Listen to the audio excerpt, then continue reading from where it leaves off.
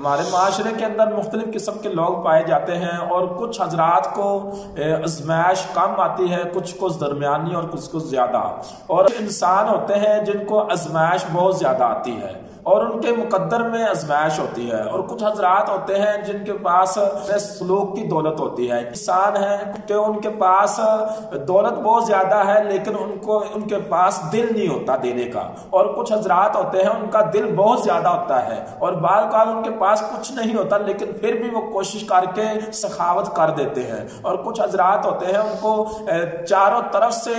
مصیبت آتی ہے، جنہیں کبھی کوئی ستاتا ہے، کبھی کوئی ستاتا ہے، کوئی کچھ کہتا ہے، کوئی کچھ کہتا ہے، چاروں طرف سے یوں سمجھ لیں ان کو مصیبت کا پہاڑ ٹوٹ کر آتا ہے لیکن اس کو برداشت کرنا ہوتا ہے، اور اس کی زندگی اس ایسے مصیبت کی قسمت میں مقدر میں مصیبت بہت زیادہ آتی ہے، اور ان کی زندگی میں مصیبت بہت زیادہ آتی ہے، آزمائش بہت زیادہ آتی ہے، اور وہ جو کچھ مرضی کر لے، جہاں مرضی چلے جائیں، وہ کام کرتے ہیں اور نہیں بھی کرتے تب بھی ان پر وہ آزمائش آنی ہوتی ہے، مصیبت آنی ہوتی ہے، وہ آ کر ہی رہتی ہے۔ اس طرح کے کچھ حضرات ہوتے ہیں کہ ان کو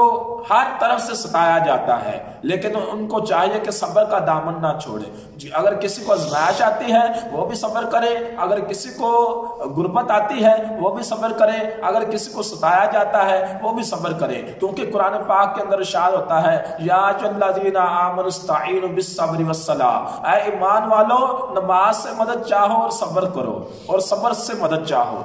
دو چیزیں بیان کی گئی ہے، 5 وقت کی نماز پڑھنی ہے، نماز سے مدد چاہنی ہے اور صبر بھی کرنا ہے۔ اگر کوئی بندہ ایک چیز پر عمل کرتا ہے دوسری پر عمل نہیں کرتا تو اس طرح سلسلہ نہیں چلے گا، اگر کوئی صبر کرتا ہے تو نماز نہیں پڑھتا تو تب بھی سلسلہ نہیں چلتا، اسی طرح اگر کوئی نماز پڑھتا ہے صبر نہیں کرتا تو تب بھی یہ سلسلہ نہیں چلے گا۔ ایمان والوں کو یہ حکم ہوا ہے یا الذین آمنوا استعینوا بالصبر والصلاۃ، اے ایمان والوں مدد چاہو نماز اور صبر سے، یہ دونوں چیزیں ہم نے لے کر چلنی ہے۔